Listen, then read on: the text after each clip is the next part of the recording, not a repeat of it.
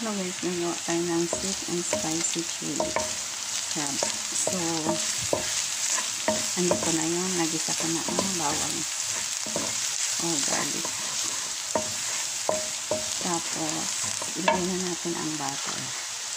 So, itong butter na to, baker's butter yun guys. Kasi kasama kong isa ayaw kumain na baka.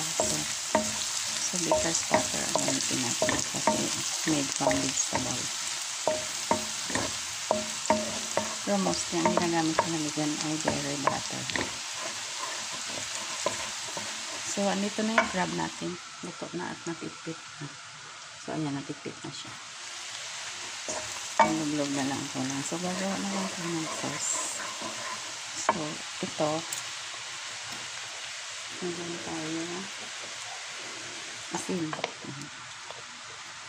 Asin guys. Mga dalawang ganyan na asin. 30 tablespoon. 30 tablespoon salt. Tapos 30 tablespoon na chicken powder. So, yung chicken powder na to ay galing China. Ayun. Hindi siya yung nilagay na ba. Pero pasado sa FDA. So,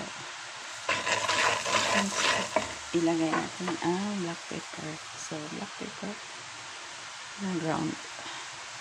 Pero the best na nalito yung crack kasi naubos na yung crack ko. So, kailangan ko pa magpipit. Tapos, lagyan natin ng honey pang patamis. Pampatamis. Pwede rin brown sugar. Meron pa tayong matamis na ketchup. So, ito ay UFC ketchup. Nilagay ko lang sa container para mas madaling gamitin.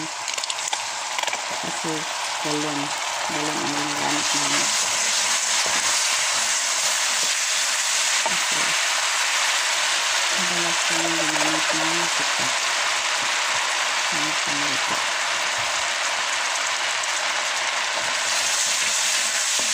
Ayan. Higyan na natin ang konting tubig. Tapos, higyan natin ang konting chili garlic sauce. Ayan. Kaya na gan pa rin yan. So, Hong Kong. Ayan.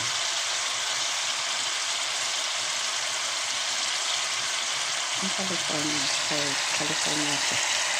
Pero Chinese pa rin ang gumawa. Chinese letters. Manghang to guys. Manghang. Hanggang anghang. So, ayan na ang sauce natin. Hanggang na. Ngayon para mag-stick ang sauce natin. Lagyan natin ng konti.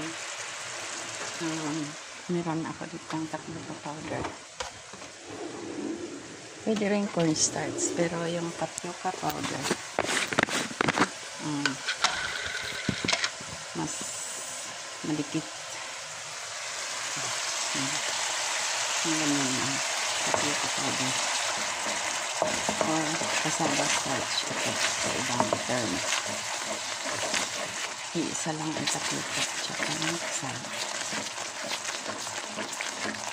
Pag gusto mong mas makulo pa ang sauce nito guys, ang gamitin mong oil sa pagprito ng garlic ay achoy oil. So, tikman na natin kung anong lasa ng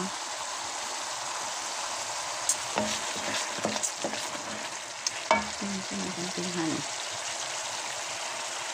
Maanghang siya guys. Sobrang anghang.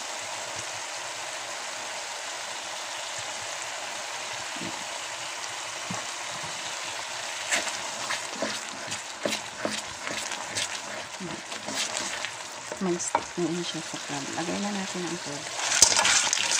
Na-steam na itong crab ha. Tapos napipit na rin.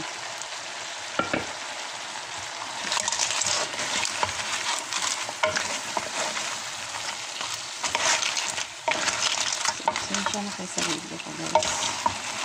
Kasi wala yung paghahawak.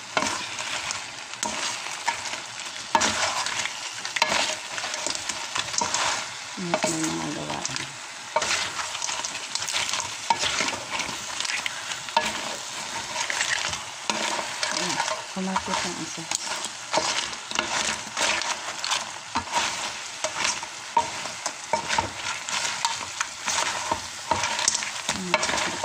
Kasi nilagyan ko ng potato starch.